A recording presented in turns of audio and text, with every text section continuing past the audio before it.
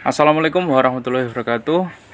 Halo bosku semua, kita jumpa lagi ya. Salam sejahtera dan sehat selalu.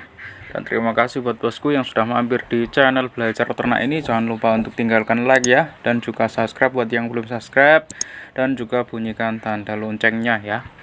Oke bosku ya, video kali ini kita akan membahas mengenai banyaknya perkataan untuk masalah beternak entok ya. Kalau ternak entok itu boros di pakan atau terlalu banyak mengeluarkan pakan hingga hasil panennya itu kalah di pakan atau rugi di pakan ya. Dan perkataan-perkataan inilah yang membuat para pemula itu yang ingin baru mulai beternak entok itu bisa kena mental ya.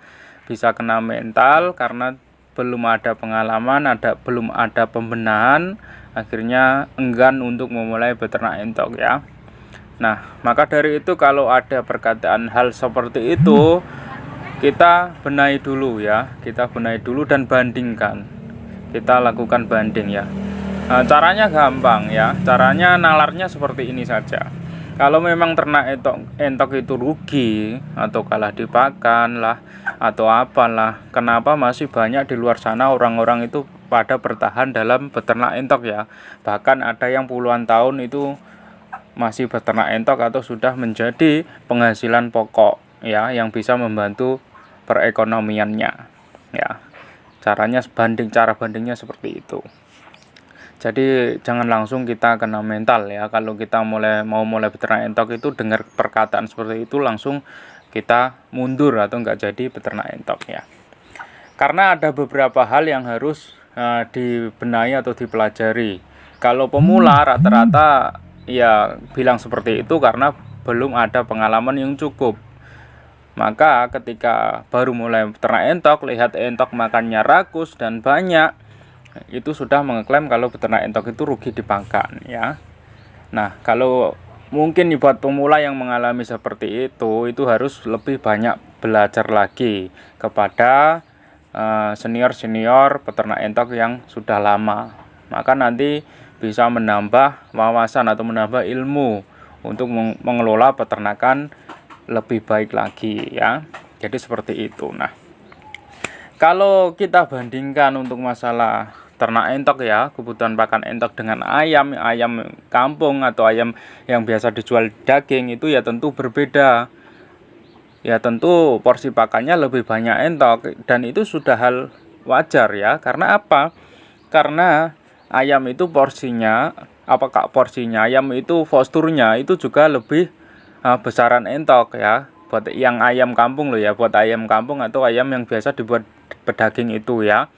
Nah, jadi wajar kalau porsi makannya lebih banyak entok karena dari segi posturnya pun lebih besaran entok ya, dari bobotnya pun lebih besaran entok. Maka sudah menjadi wajar kalau entok makannya lebih banyak. Nah, kalau kita hanya mendengarkan keluh kesah dari para peternak yang mungkin masih pemula ya, atau para peternak yang gagal dalam mengelola peternakannya ya, semua peternak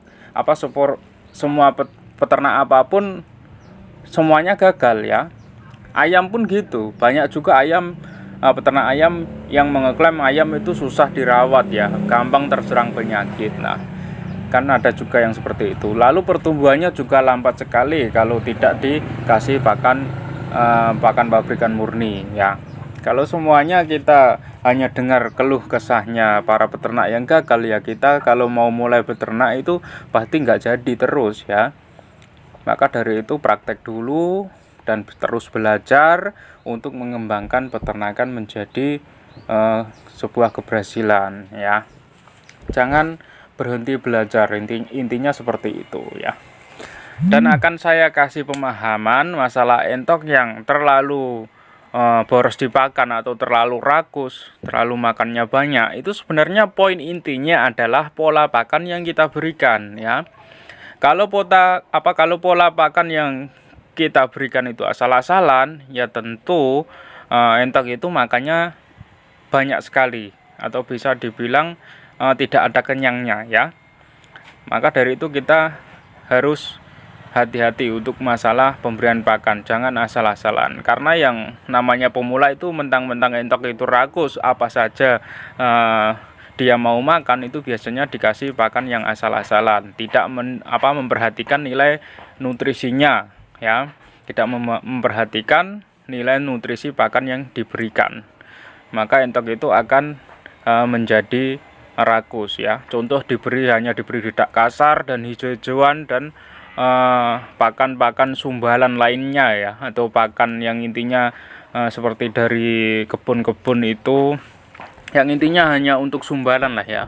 Nah, dari situ kalau kita hanya memberikan itu, ya wajar kalau entok itu makannya sangat banyak sekali, karena itu protein atau nutrisi yang dicerna itu berkurang, maka banyak yang hanya keluar jadi kotoran, bos, ya. Banyak yang keluar jadi kotoran.